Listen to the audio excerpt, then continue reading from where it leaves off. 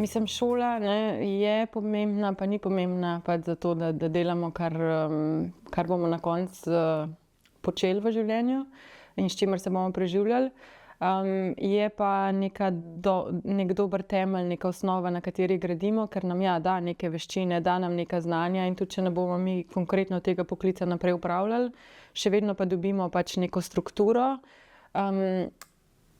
neka znanja, ki so uporabna, tudi če jih apliciramo na kakšni drugi poklicni poti, predvsem pa stališče pač delodajalcev,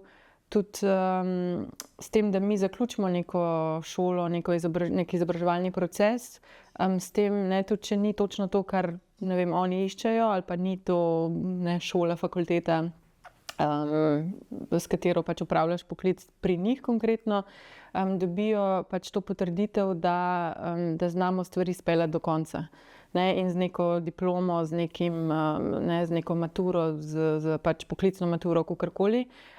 mi dajemo sporočilo pač delodajalcem predvsem v tem primeru, da ko nekaj začnemo, naredimo do konca in to je v bistvu pač to, kar želijo vedeti, Da tudi, ko bomo pri njih se lotili enega projekta, da ga bomo speljali do konca.